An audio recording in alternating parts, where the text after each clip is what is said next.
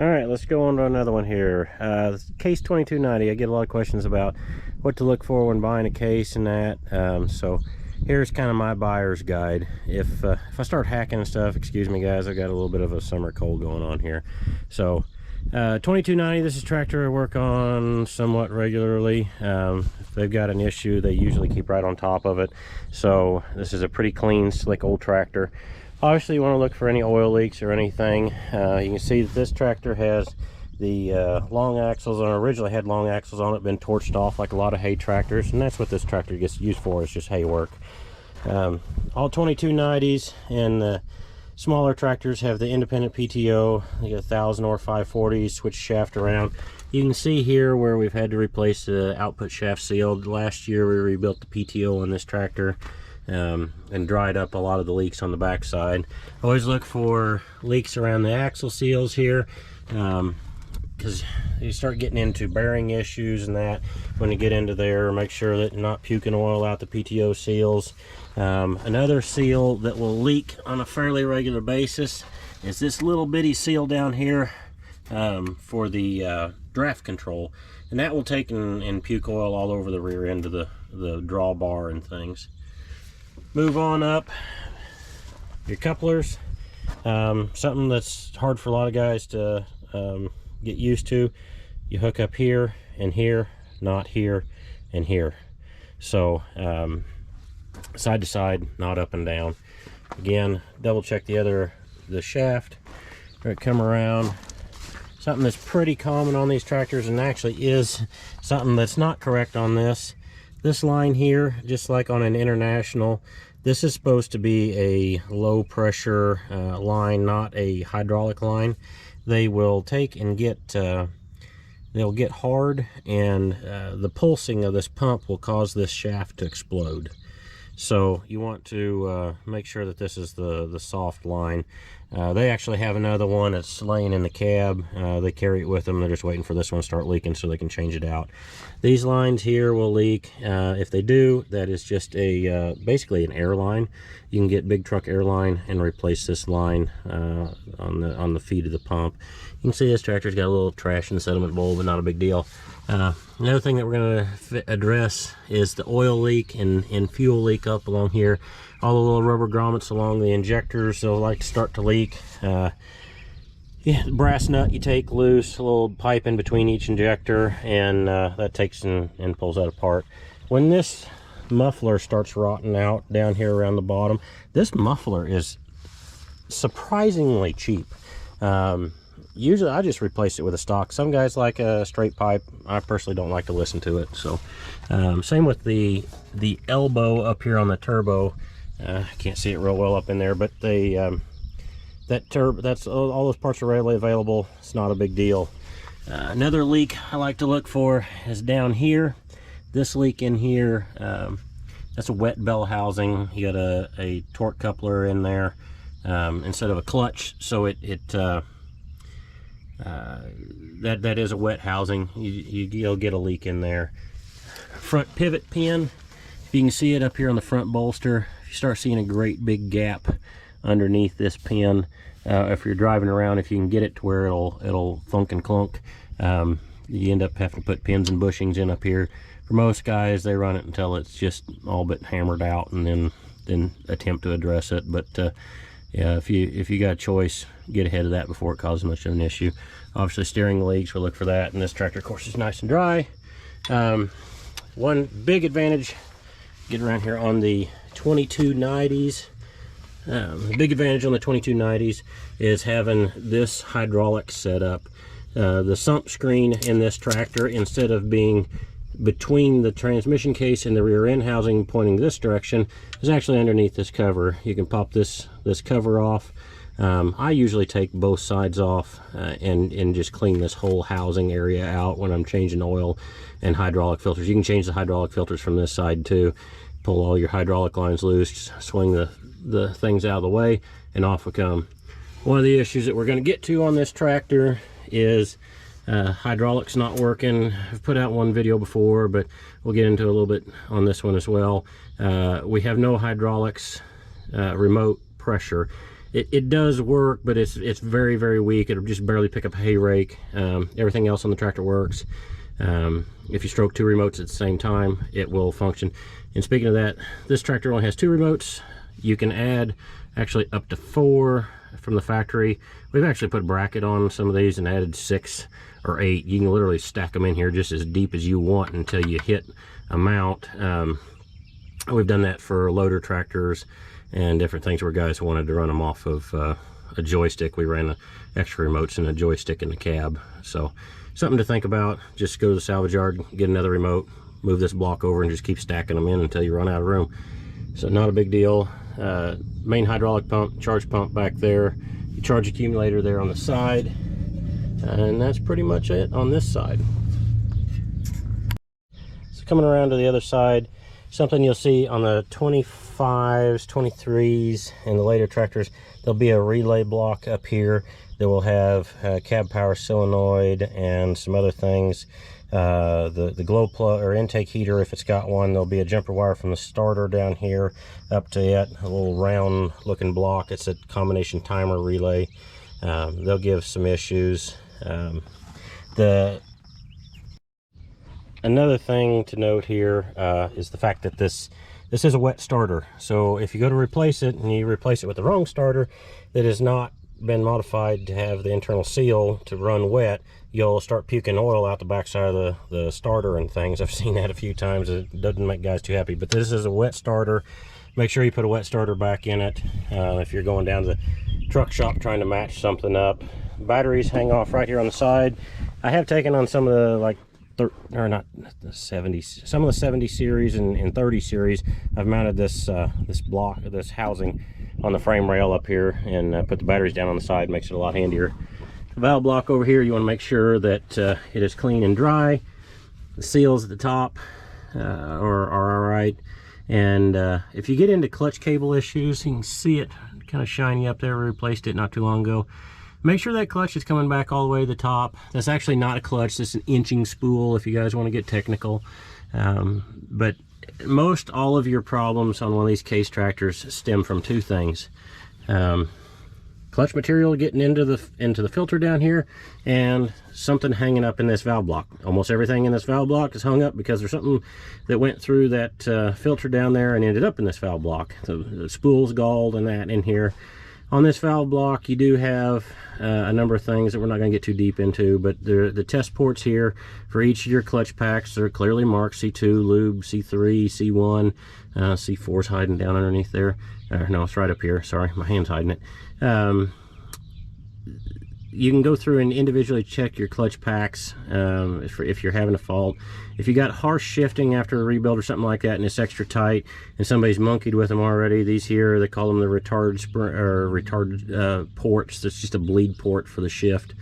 If you get into one of these that has had a bunch of trash in the sump, it would be a 23, 25.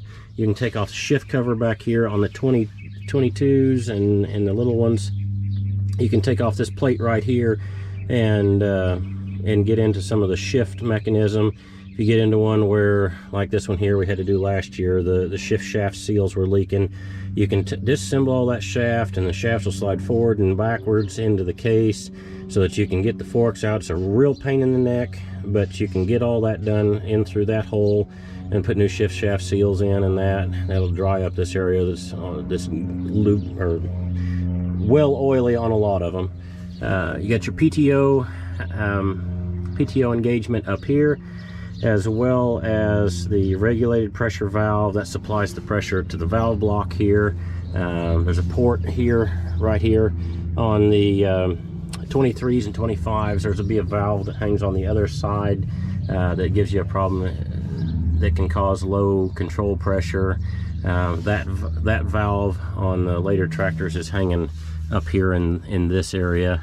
And so yeah, you got the diff block up here on this tractor. Brake valve hides up underneath the floorboard over here, and it's usually slobbering in oil.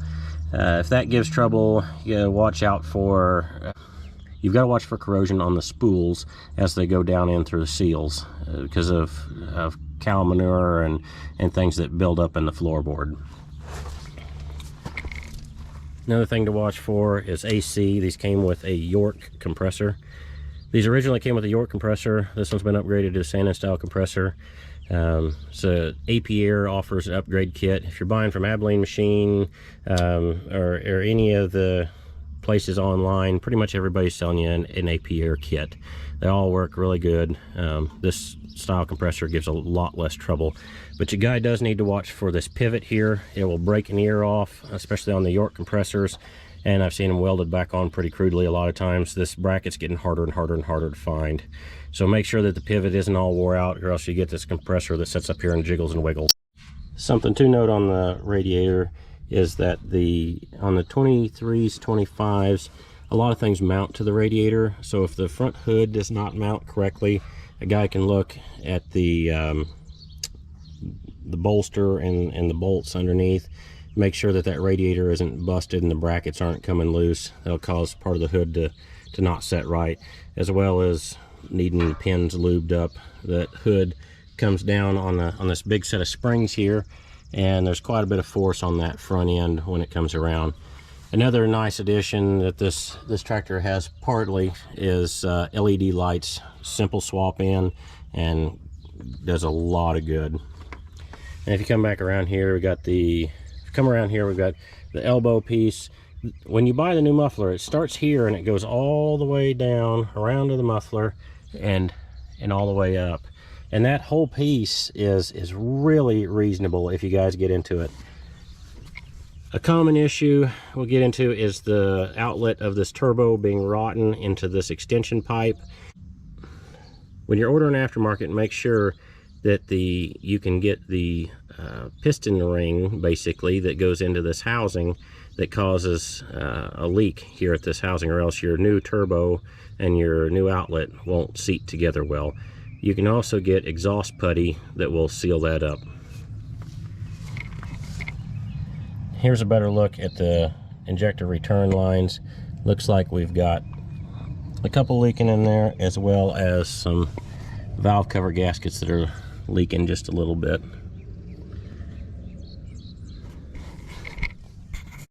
Okay, so inside the cab here on the 2290, we're going to check a couple of things that everybody needs to check. When you fire up this tractor, I always like to put my foot down on the inching pedal. I like to take and push the pedal a couple times before we get going, and make sure when you push down on it, it ought to be coming down on a down stop. If this tractor here, the clutch pedal is just slightly out of adjustment, and if I can get it in focus, you see come down there, that's the bottom of the travel, and it's spongy, it's not hitting the stop. So we're going to have to adjust that so that we don't get over travel on the clutch cable and cause issues with the clutch cable. But we're going to push down on the clutch, we're going to take and fire it up, and we want to hear almost instantly the whir of the transmission. And so we're going to fire it up here and see what we got. Okay, so it took about a second, and I don't know if you felt it there or seen it, but we had a jump in the whir. So if we let up on the clutch, a little jump in the tack, we push down on the clutch, instantly the whir. That whir is normal, that's the case burp. We're going to do it again here. That should be, that's the C1, C4 clutch swap. So when you've got your clutch down, you've got C4 clutch engaged and nothing else. When your clutch pedal is up, technically you're in first gear. You've got C1 and C2. Then we're going to take and shift to second gear.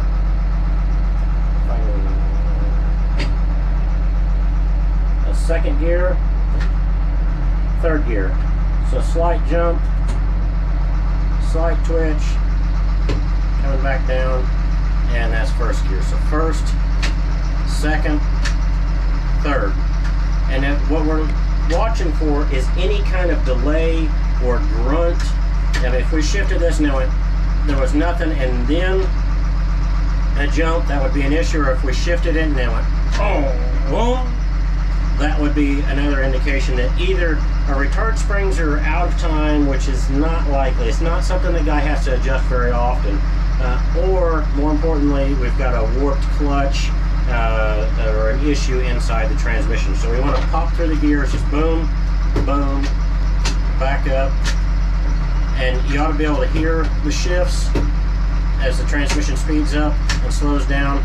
There should be no grunting, no groaning, no rattling noises in the transmission. Then we come back to first gear, step down on the clutch, pull it into reverse, and let up on it, and you should still hear that whir and whine for C4 running in reverse. Step down on the clutch, should kind of quiet up, shift it into first, let up, transmission engage, step down, there's the burp. Everything's good there. The next thing we're going to look at is brakes. Brakes cause probably 90% of all transmission failures that I've been around. You get torque coupler issues where you'll get a tractor that just randomly stops in the field. Depending on model, that's pretty easy to diagnose as to whether or not the hydraulics work, or if it stops moving, you can pull a starter out, you can look in there, have somebody bar the engine over, you'll see the transmission splines aren't turning. But we want to step on the brakes. The brakes, you should feel them kind of fight back against you just slightly, and they should be even. You notice this right pedal clear to the floor. If we pump it about 3 or 4 times, it comes up. We let it set for just a few seconds. We'll step on it again and go plumb to the floor. Step on them together with it's clear imbalance. If you hold down one and you step on the other, that sends it into power balance mode, and the pedals should work together. Some of these you'll get into, you step on say this right pedal, they'll go plumb to the floor. Step on the left pedal, it'll go plumb to the floor because the right side's leaking so bad. So you always have to check them independently. We've got a pretty decent left pedal. We've got next to nothing on the right side. That's one of the other reasons why this tractor's here. We're going to tear into the right side, or well, we're going to tear in both brakes, rebuild the brakes, put new seals in it. Okay, so here's another quick test. We've got the PTO engaged. We're going to kill the tractor. And this one's not going to do it. This PTO should fall. We've probably got a little stiff joint down there. This tractor's been sitting for a number of months. Try that 2 or 3 times. When the tractor dies, that should just fall back down like this. And the reason why I do this is if that falls properly, if you are cycling through the power shift on any of the gears up here, if the PTO disengages, the transmission receives priority from the PTO valve. So if the transmission disengages, that tells you you have a massive leak on the power shift, even if the power shift moves in every gear. Another thing to do is while you're driving it, stomp on the brakes in all 3 power shifts. It doesn't matter what gear you're in, you should be able to either pull that tractor down to almost dead or kill it in every power shift, no matter what.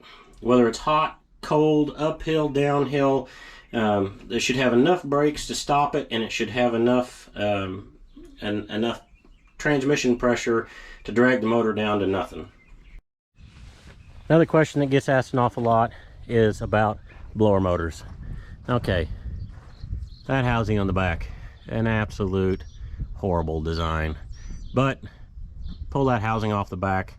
It used to be called the Magnum upgrade, and you literally took like a 7120, 7250, 8920 Magnum blower and fit in there. You had to drill a couple of holes. It wasn't a big deal. Slapped right in there, doubled the air output. Now there is a number of companies, mainly AP Air, that offers these individual blowers that mount in there. They bolt right in on a nice plate. You've got to upgrade some switches and things in there. Not a big deal. Harness, another 18, 20 bucks, something like that on top of the blower. But upgrade that. It goes to a squirrel cage fan instead of a paddle fan, and is double or triple the output. Yeah, you get a lot of guys that'll say, oh, the factory one was great, it'll freeze you out. Yeah, congratulations. Most of us don't think so. I've upgraded nearly every one of these tractors I've ever got my hands on, and I've never heard anybody complain. It is 100% worth it, especially if your blower motor goes out for nearly the same price. Put the upgraded blowers in, be frozen every day of the week. All right, so as far as case tractors, are they good tractors? Fantastic tractors. The Power Shift gets a bad name. It's not completely unwarranted. You have a 3-speed Power Shift that honestly most people don't understand. They overcomplicate it. It is a very, very, very simple transmission. You've got 2 clutches fired at any one time. First gear is C1, C2. Second gear is C1, C3. Third gear is C2, C3. Reverse, C2, C4. But the combination of those 4 power shifts, or 4 clutch packs, you can engage 3 forward, 1 reverse. You got 4 ranges in the transmission. It is an extremely, extremely cheap power shift to rebuild. Unless you start getting into 94, 95 series transmissions, you start getting into 24 speed stuff, you can get into a lot of dollars there. If you start getting into input shafts and planetaries. So if you start getting into input shafts and planetaries, you can get into a lot of dollars. So these parts are getting harder and harder to come by. There's a couple of companies out there that you can send the 24 speed shafts to that they'll rebuild. It's not going to be overnight. The last one I sent out was expensive, $2,500, $3,000, and it took 6 weeks, I think it was, to get it back. It's not something that I recommend. Usually if you do enough digging, you'll get it found. Elmer's Repair in Centralia, as well as a number of others. Elmer's Repair is your go-to for case stuff. That's what they specialize in. They're fantastic. They're very knowledgeable, and I'd recommend them to anybody. But the case tractor is an overall fantastic tractor. The 504 and the 451 give very little trouble. If you find one of these tractors that's dead, you'll almost hear the same stories. Oh, well, it runs great, doesn't move. The engines, to me, honestly, are almost not worth overhauling because there's so many good ones out there, because the transmission's always what fails. The transmission fails for a number of reasons. Usually either poor maintenance and oil. These tractors came out when cheap oil and maintenance schedules of a 40-20 of when it runs out of oil, we add oil to it. They didn't have wet clutches. There wasn't a lot of wet clutches out there. Power shifts weren't a big deal. They sold literally tens of thousands of these tractors, and they were just ahead of their time compared to a lot of other units. And they weren't alone as far as power shift issues. When you look at Massey and even John Deere, there was a lot of power shift issues back in this era of the 80s. And a lot of it boils down to not understanding the glues that held clutch material to the discs, as well as the water additives and your hydraulic oil and the maintenance schedule and things like that. I mean, I've still gotten into tractors that in the early 2000s that still had factory oil in them from 85. I mean, that's just how guys ran them. And then when the clutches start falling apart, they go, oh, well, it's because it was a junk transmission. Well, it's not necessarily a junk transmission. It's because there was a pressure issue that was ignored and ran because it only came on when it was hot and it had the baler behind it. Or it was because the brakes quit, and guys go, well, the brakes doesn't have anything to do with the transmission. Well, on these tractors it does, because those brake lines flake apart, end up in the sump, they plug up the sump, low transmission fluid or low transmission pressure, and then the problems start coming out of the woodwork. They're great tractors. They're not worth a ton of money. I buy and sell a lot of these tractors. I've bought countless of this exact tractor in this good a shape that didn't move for anywhere from $1,500 to $3,500. Go through the power shift, put a cab kit in it, make sure the AC works, put a nice seat in it. Then yeah, it's a $15,000 tractor, $20,000 tractor on a good day if the paint's nice on it. But if there's something wrong with them, they are quickly out of the realm of what most guys have the ability to overhaul or repair, and that's why they have the price tag that reflects what they do.